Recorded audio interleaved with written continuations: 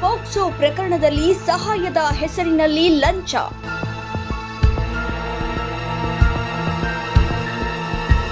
ಇಬ್ಬರು ಪೊಲೀಸ್ ಸಿಬ್ಬಂದಿ ಲೋಕಾಯುಕ್ತರ ಬಲೆಗೆ.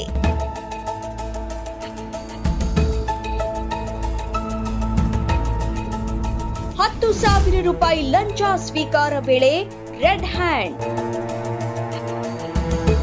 ಮಹಿಳಾ ಪೊಲೀಸ್ ಎಎಸ್ಐ ಬಂಧನ. ಸ್ಟೇಷನ್ ಬಜಾರ್ ಠಾಣೆಯ ಇಬ್ಬರು ಸಿಬ್ಬಂದಿಯ ವಿರುದ್ಧ ಲೋಕಾಯುಕ್ತ ಕಾರ್ಯಾಚರಣೆ.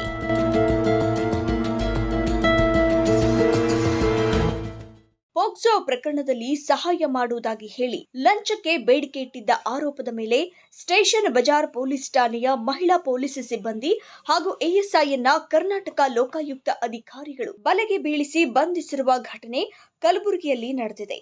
ದೂರುದಾರರಾದ ರೋಹಿಣಿ ಅವರು ನೀಡಿದ ದೂರಿನ ಮೇರೆಗೆ ಲೋಕಾಯುಕ್ತ ಅಧಿಕಾರಿಗಳು ಕಾರ್ಯಾಚರಣೆ ನಡೆಸಿದ್ದಾರೆ. ಪ್ರಕರಣದಲ್ಲಿ ಸಹಾಯ ಮಾಡುವುದಾಗಿ ಭರವಸೆ ನೀಡಿ ಆರಂಭದಲ್ಲಿ ₹1,000 ಲಂಚ ಸ್ವೀಕರಿಸಿದ್ದ ಮಹಿಳಾ ಪೊಲೀಸ್ ಸಿಬ್ಬಂದಿ ಜ್ಯೋತಿ ಎಂಪಿಸಿ ನಂತರ ಉಳಿದ ಹಣವನ್ನ ನೀಡುವಂತೆ ಒತ್ತಾಯಿಸಿದ್ರು ಎನ್ನಲಾಗಿದೆ. ಆರೋಪದ ಪ್ರಕರಣ ಪೋಕ್ಸೋ ಪ್ರಕರಣದಲ್ಲಿ ನೆರವು ನೀಡಲು ಸಾರ್ವಜನಿಕ ಅಭಿಯೋಜಕರಿಗೆ ಹಣ ನೀಡಬೇಕಾಗುತ್ತದೆ ಎಂದು ಹೇಳಿ ಮೊದಲಿಗೆ ₹1,000